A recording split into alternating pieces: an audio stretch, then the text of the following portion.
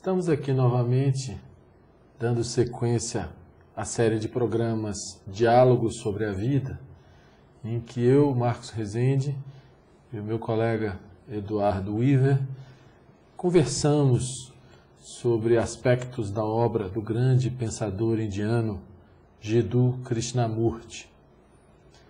Hoje nós vamos tratar de um tema que tem a ver com a crise atual da sociedade e da humanidade. Então, nós vemos que o mundo está em permanente conflito. Não só entre países, entre nações, mas nas próprias relações humanas, relações comerciais. Há uma competição desenfreada, há um grupo querendo se sobrepor a outro grupo. E existem ideologias, crenças mesmo, algumas com fundo religioso, que não foram capazes de resolver os problemas do homem. E nós estamos num momento em que a humanidade se depara com uma situação de relativo perigo.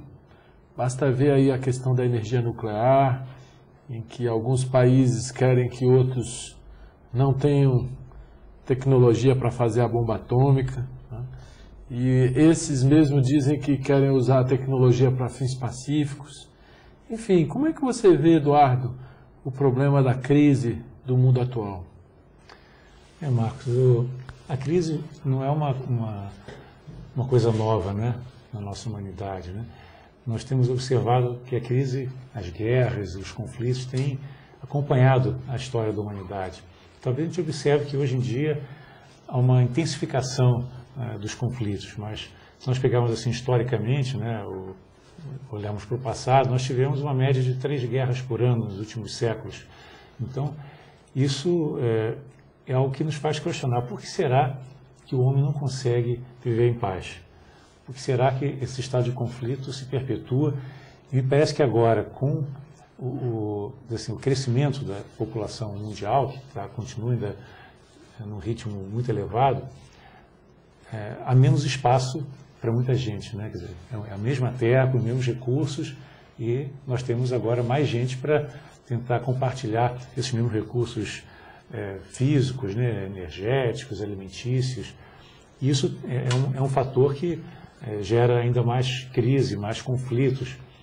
E como se dizia, nós estamos numa situação em que, talvez dada até essa facilidade de comunicação, nós temos uma comunicação global hoje. Desenvolvimento tecnológico grande. A tecnologia, pela televisão você vê na mesma hora o que está acontecendo no mundo inteiro, a internet coloca pessoas de todo mundo em comunicação, o rádio, enfim, são muitas mídias, os jornais que circulam no mundo inteiro. Então é muito fácil você ter acesso ao que está acontecendo no resto do mundo. Isso, por um lado, é interessante, mas por outro também potencializa muito as possibilidades de conflito. Você vê como às vezes uma declaração de uma pessoa, uma publicação de uma charge, qualquer coisa que é feita num país pode gerar conflitos no mundo todo.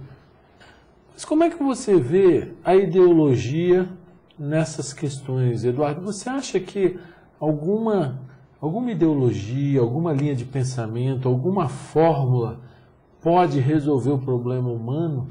Como é que você vê isso aí? Essa questão de ideologia é interessante.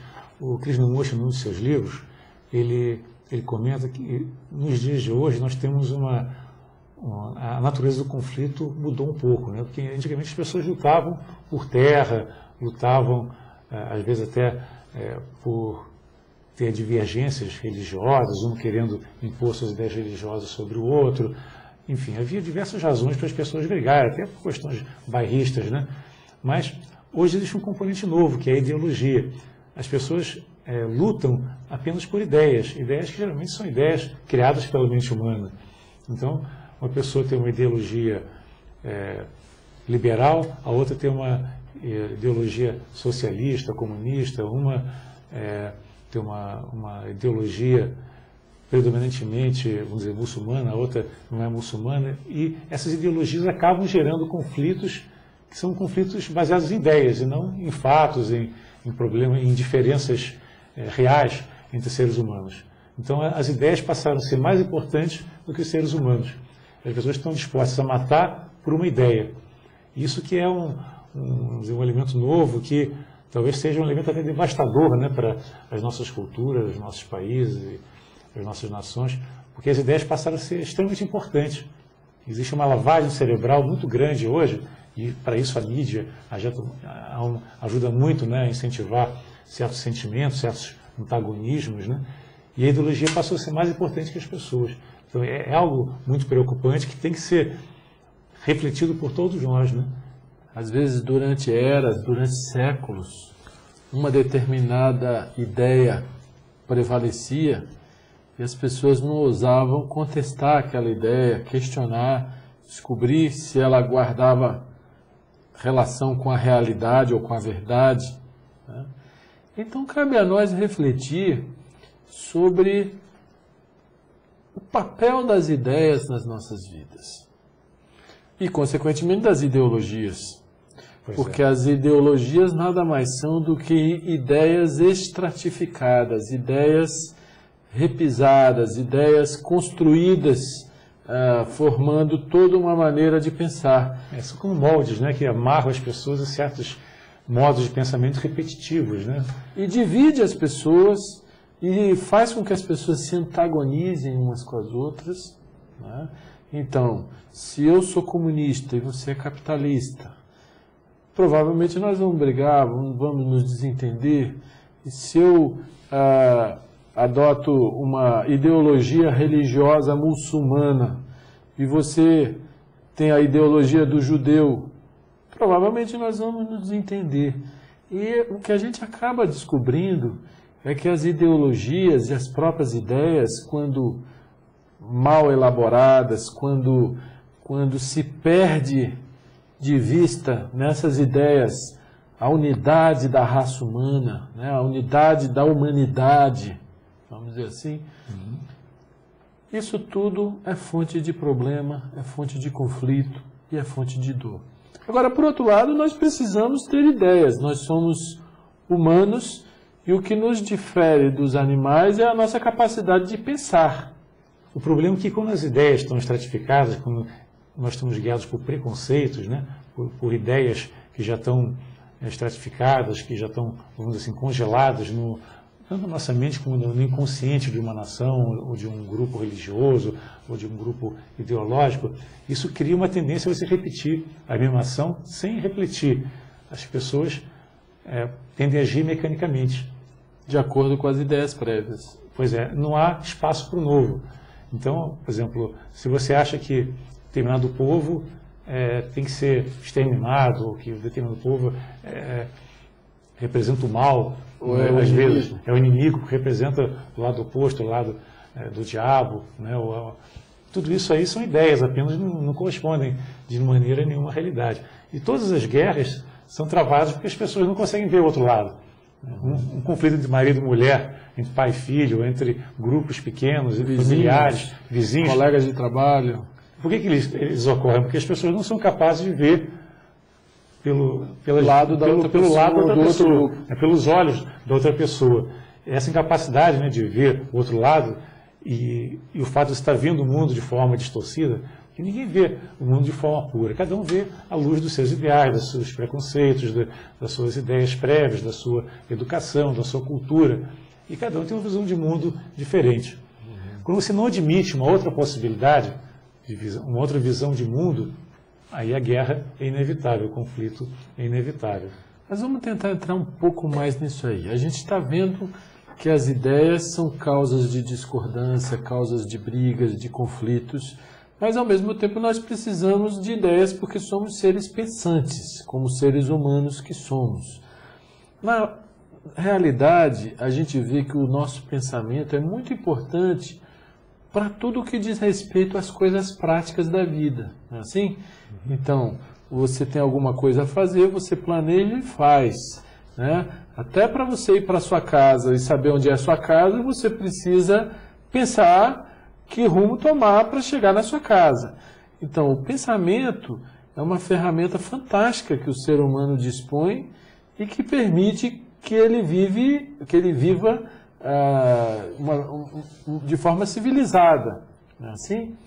Agora, as ideias estratificadas, as ideias repetidas, as ideias repisadas, o que elas são? São preconceitos, não é? São barreiras mentais, são hábitos, comportamentos que se repetem, como você disse, mecanicamente.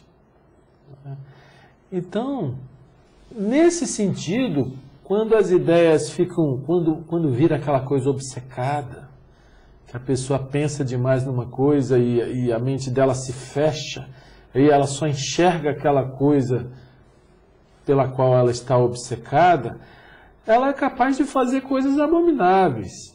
Não é assim? Inclusive, aí entra o papel das lideranças também, né? Existem lideranças muito fortes que tendem a polarizar a mente das pessoas e fazer com que elas ajam de acordo com certos comportamentos, né? Até certos preconceitos, né? Certos dogmas, né? Que são comuns a determinados grupos. E esses conflitos vão surgindo na medida que as pessoas abdicam do direito que elas têm de refletir e tomar o espaço, né, assumir a própria vida, tomar o espaço de acordo com a sua avaliação da situação. Ou seja, não há reflexão, apenas uma obediência cega, apenas uma repetição daquilo que os outros falam, daquilo que os outros pensam. Em geral, essas ideias são contagiosas, né? A gente absorve as ideias dos nossos pais na infância, a gente absorve influências de toda a ordem, né? E a gente tende a pensar de acordo com esse feixe de influências que a gente recebe. E o perigo é que nós temos a tendência a achar que a maneira que nós pensamos é a mais correta. Sempre. Ou é a padrão, é a usual, que não poderia haver uma outra maneira de pensar. Nós achamos que nós estamos sempre certos e os outros estão sempre errados, né? Exatamente. Você vê quantas pessoas falam que a minha religião é certa e a dos outros é errada, né? Isso é a coisa mais comum. Em qualquer religião, você vê essa afirmação que Deus está do nosso lado, né? A maneira de eu ver as coisas é a maneira correta porque está no livro, porque alguém disse, porque o guru falou. É sempre assim. Nós temos a tendência a definir as pessoas de acordo com certos padrões que nós classificamos e rotulamos ao longo de toda uma existência. Mas cada pessoa é um universo. E pode se manifestar das mais diversas formas. Aliás, cada pessoa está continuamente em transformação. Aquela ideia de que a pessoa é uma entidade fixa é totalmente falsa. Nós não somos o que nós éramos quando éramos criança ou há 10 anos atrás. Nós estamos sempre em mutação. Se você rotula, você já deixou aquela pessoa, já separa e define que ela de uma certa maneira. Fulano ela não pode ser diferente. Fulano é assim, está condenado. Não ser assim eternamente. Então, ela não pode agir diferente daquele rótulo. E essa é a fonte do conflito, porque na hora que você rotula, você não dá oportunidade para a pessoa ser diferente do que você imagina que ela seja. Pois é, e isso, nós estamos falando em relações pessoais, mas isso transportado para um campo mais amplo, vamos dizer assim, as pessoas absorvem ideias e preconceitos e vivem de acordo com essas ideias e preconceitos. Outro dia eu vi na televisão uma mulher árabe que 3 filhos dela morreram naquele esquema das bombas do ataque suicida, né? Que eles botam as bombas no corpo e explodem. E ela tinha muito orgulho daqueles filhos, né? Que eles mataram pessoas e se mataram também num ataque suicida. Não era nem um ataque militar, um ataque a civis, né? Locais públicos, ônibus, etc. Só porque antagonizam os judeus. E os judeus também antagonizam os árabes. Quer dizer, a pessoa desde nova vai absorvendo aquela ideia de que o judeu é inimigo ou que o árabe é inimigo, etc, etc. Então ela cria toda uma crosta mental, toda uma estrutura mental que ela não consegue enxergar fora daquilo. E quanto mais obcecada ela fica por aquela ideia, ela chega ao ponto de dar a própria vida, como esse exemplo que eu acabei de citar. Né? Existe casos até de suicídios coletivos, né? Exatamente. Que são fruto de uma obsessão, uma crença grande, invertida, assim, completamente fora de contexto. Porque todos nós temos a necessidade nós valorizamos as nossas vidas, né? Quer dizer, para você abdicar da sua vida em prol de uma ideologia, quer dizer, a lavagem cerebral tem que ser tão grande, né, que seja mais forte ainda do que aquele instinto de sobrevivência que é comum ao homem, aos animais. Todos nós temos esse instinto de sobrevivência. Então, você vê como é que a ideologia pode ser tão poderosa, né? E olha um caso também que foi muito marcante na história da nossa civilização, que é como que o nazismo, né, fez com que um número substancial de pessoas se engajassem, de pessoas, né, que são pessoas normais, né? Eu não acho que os alemães daquela época do nazismo fossem piores do que qualquer pessoa no mundo, mas elas foram contaminadas pela ideologia do nazismo e passaram a agir de uma forma totalmente incompatível com os princípios do bom relacionamento, do amor e tudo mais, porque houve essa contaminação a partir de líderes carismáticos, de forças de pensamento muito fortes, porque o pensamento é uma energia, né?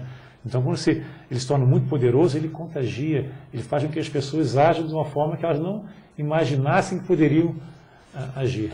Pois é, então, a gente é obrigado a ver que se o pensamento é indispensável para os fins práticos da vida, a má utilização do pensamento, a energia mental não observada, não percebida pela própria pessoa, ela é capaz de gerar toda essa situação que coloca a vida humana em crise, a vida da humanidade em crise, né?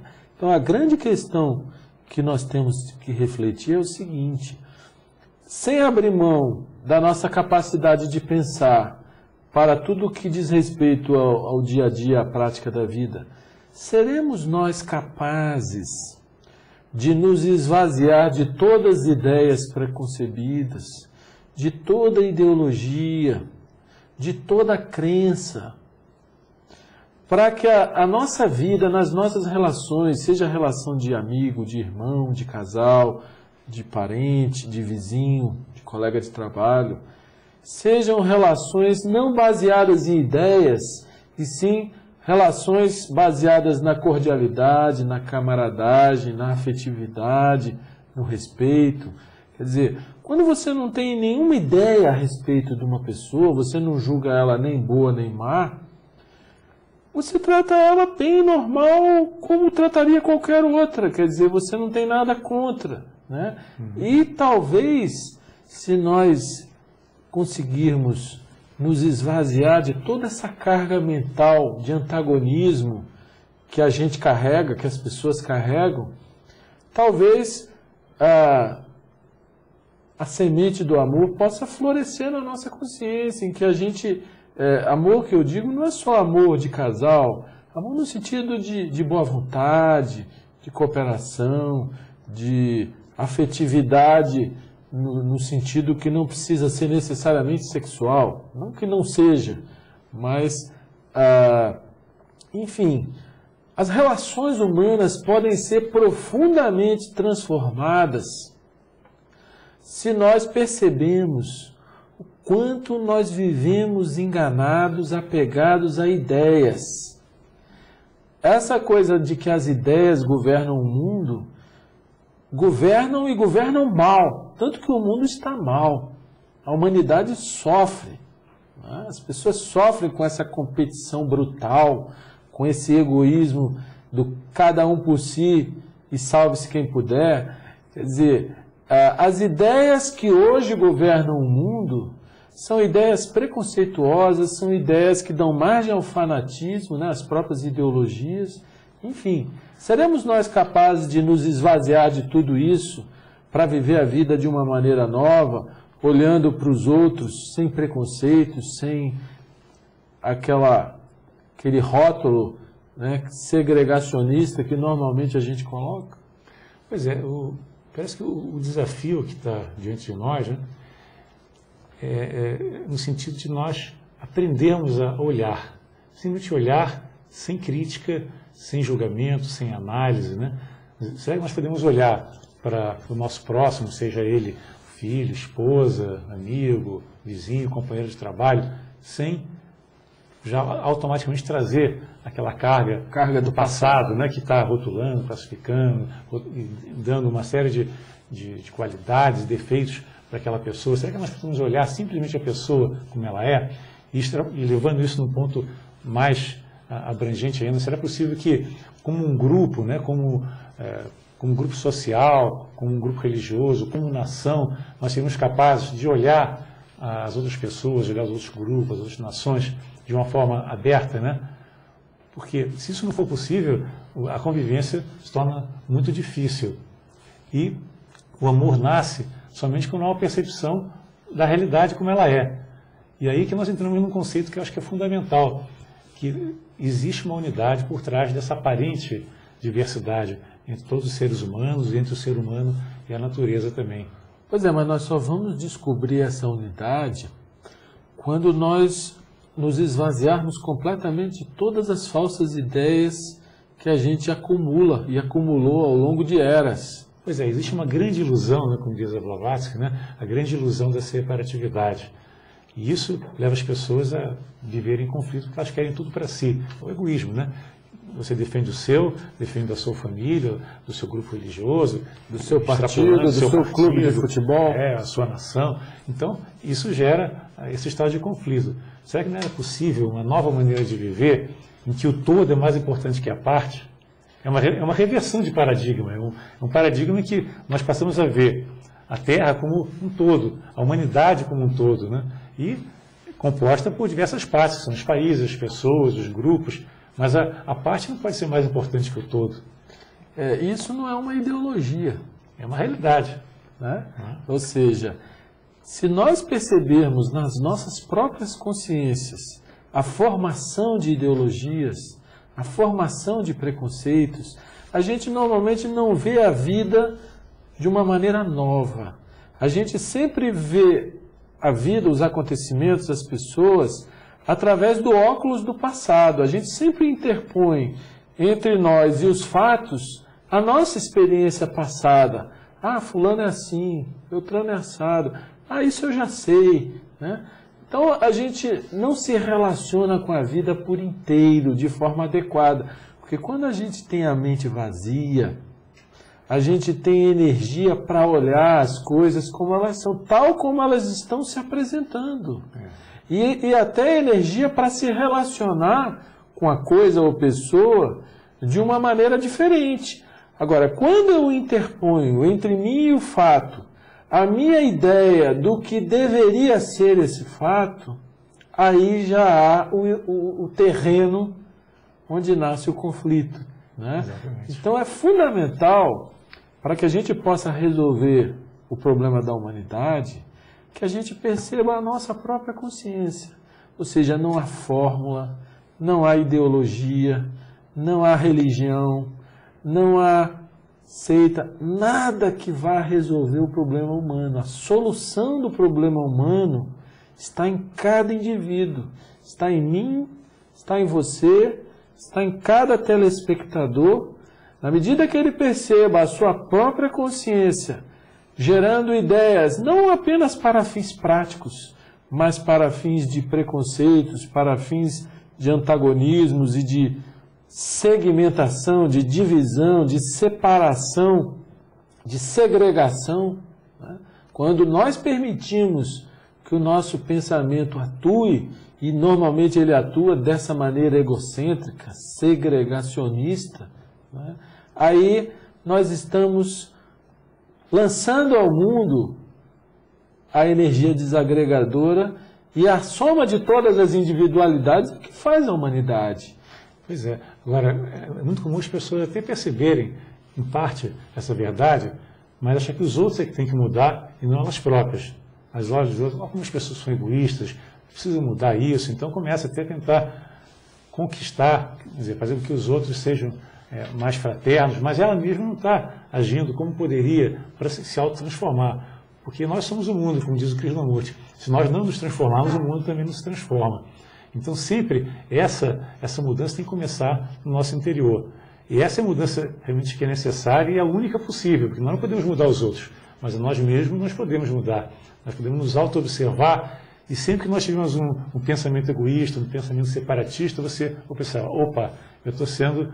Né? Procurar olhar o lado do outro. Eu estou sendo crítico, eu estou agredindo o outro, eu estou querendo puxar para o meu lado a verdade, em vez de olhar a verdade do outro.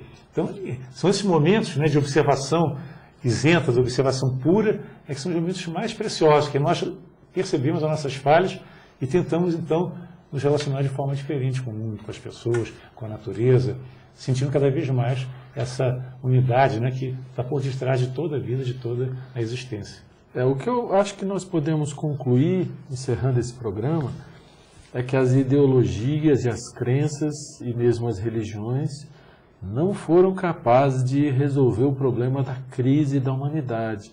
Porque a crise, ela está no indivíduo que é egocêntrico, que é egoísta, ela está em nós, que somos egocêntricos e egoístas.